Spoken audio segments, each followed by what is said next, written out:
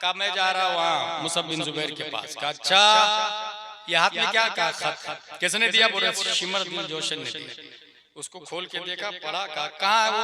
बोले वो मेरे घर में, मुझे बहुत मारा। कहा चल उसके घर ले। रात ही में पहुंच गए मुख्तार के आदमी। जब घर पहुंचे तो उसको पता चल गया कि हमें गिरफ्तार करने के लिए लोग आ रहे हैं। सीधे रात ही में नंगा सोया हुआ था चादर ओढ़ के, उसी चादर को बदन पे लिपटा, तलवार वगैरह भी नहीं लिया और भागना शुरू कर दिया। भागते भागते भागते भागते मुख्तार के लोगों ने उसको पकड़ लिया। अब पकड़ने के बाद बहुत मारा, सर को काट के, सर को लाते थे मुख्तार के यहाँ गवर्नर हाउस में, और उसकी लाश को कुत्तों के हवाले कर दिया। कुत्ता ने नोच नोच कर उसको खाया। मैंने कौन सी आयत पढ़ी? टीट फुट टेट कमाता दीन हो तो दान, जैसी करनी वैसी। और आगे चले, मालिक बिन नुसैर, ये वो आदमी है जिसने इमाम हुसैन की टोपी उतारी थी। इमाम हुसैन की टोपी उतार ली थी। मुख्तार को पता चला, काला उसको पकड़ के लाया। तूने क्या किया था? बोले मैंने मर्डर नहीं किया, कत्ल नहीं किया, मैं सिर्फ टोपी लिया था इमाम हुसैन की। अच्छा टोपी लिया, किस हाथ से टोपी उतारा? कहा इस हाथ से। तलवार लेके वो हाथ काटा, उसके बाद दूसरा हाथ काटा, उसके बाद पांव काटा और उसकी बॉडी को वहीं छोड़ दिया। खून निकल निकल के तड़प के कमाता दीन तो दान, कुत्ते की मौत मारा गया। हकीम बिन तुफैल ताई, ये वो शख्स है जिसने अब्बास अलमबरदार के असलहा पे कब्जा किया और लिबास पे कब्जा किया। असलहा और लिबास पे कब्जा किया। मुख्तार बिन उबैद सरकफी को पता चला, तूने क्या किया था? बोले मैंने लिबास और असलहा, चूंकि कीमती लिबास। और हजरत अब्बास कौन है आप लोग को पता है? हजरत अली के निकाह में जब तक हजरत फातिमा ज़हरा रज़ियल्लाहु अन्हा थी, तब तक हजरत अली ने दूसरी शादी नहीं की थी। 4 शादी करना जायज है ना, सहाबा किराम करते थे और वो लोग नेक और साले थे। आज की तरह नहीं थे कि ऐसे गंदे लोग हो गए कि लिविंग रिलेशनशिप में रहेंगे, गर्लफ्रेंड बना के रखेंगे मगर दूसरी शादी नहीं करेंगे। ये हराम है, इससे बहुत नुकसान होता है, बहुत नुकसान होता है। हासिल ये, हजरत फातिमा ज़हरा जब तक थी दूसरी शादी नहीं की, उनके बाद में शादी की, उनसे बच्चे पैदा हुए। उनमें एक खातून हजरत अली की ज़ौजा का नाम है उम्मुल बनीन। उम्मुल बनीन कौन है? ये उम्मुल बनीन शिमर दिल जोशन ही के खानदान की, शिमर दिल जोशन के खानदान की उम्मुल बनीन। उम्मुल बनीन के 4 बच्चे थे, उसी में हजरत अब्बास अलमबरदार भी थे।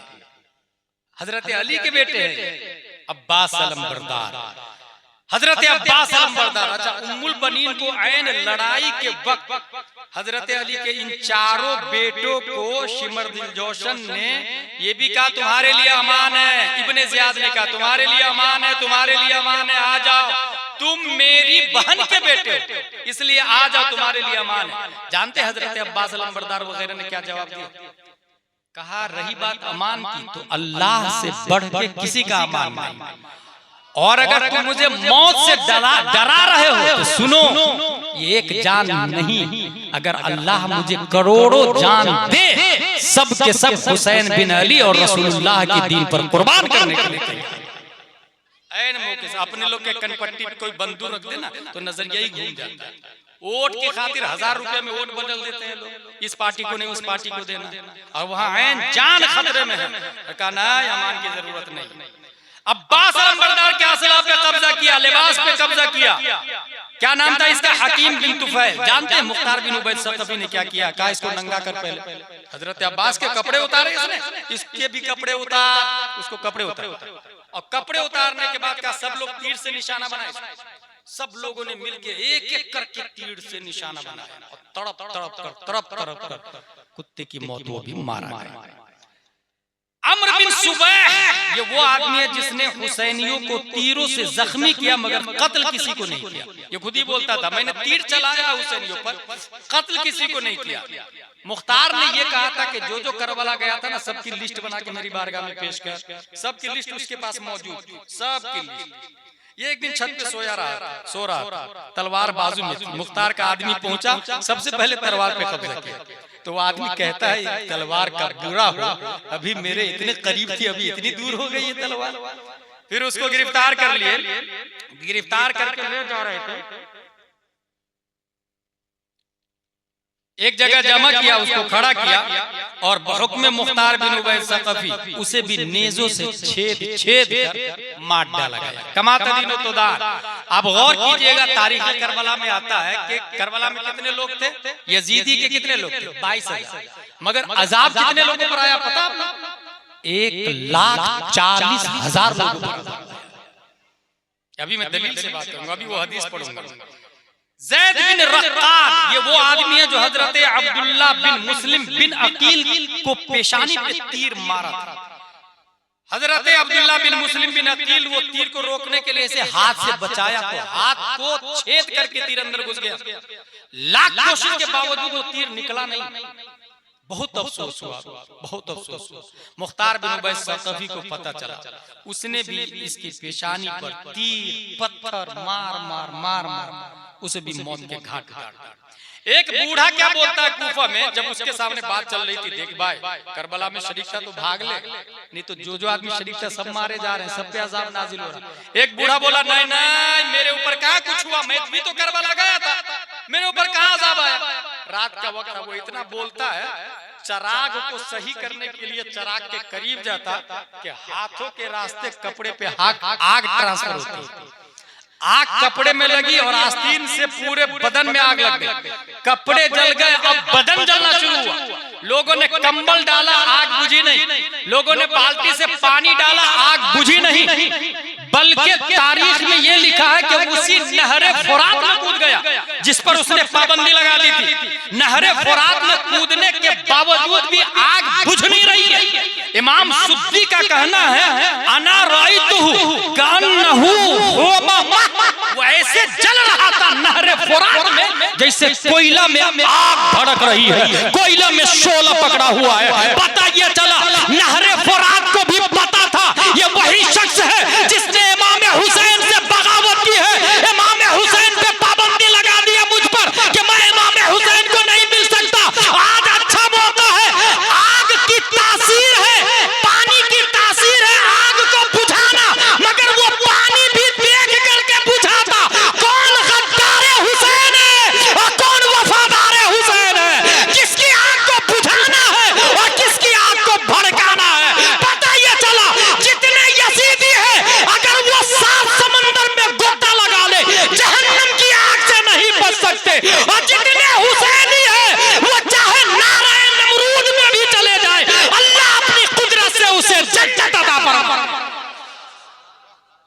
इमाम सुद्दी ने क्या कहा, का लफ्ज आया, हमारे उलमा जानते हैं वो कोयले की तरह चल रहा है, शोला।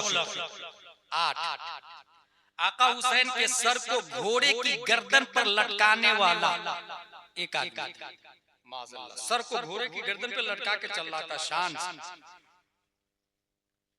धीरे धीरे लोगों ने देखा कूफा में वो ब्लैक होता जा रहा, सियाह काला। किसी ने कहा भाई भाई भाई तू इतना गोरा था ये काला कैसे होता जा रहा है।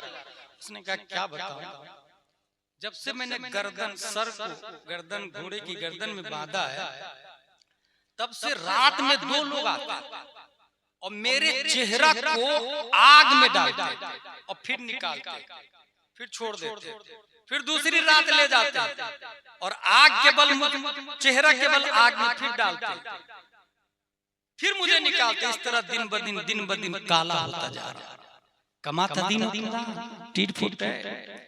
एक और आदमी का नाम बताओ जिस पर इतना बुरा अजाब आया, उसका मुंह खिंजीर जैसा हो गया। अल्लाहु अकबर कबीरा। अदावत हुसैन कोई मामूली बात है, मैंने पहले ही कहा शबीहे मुस्तफा है, दोनों मिल सीरत के नाकिस बाब है,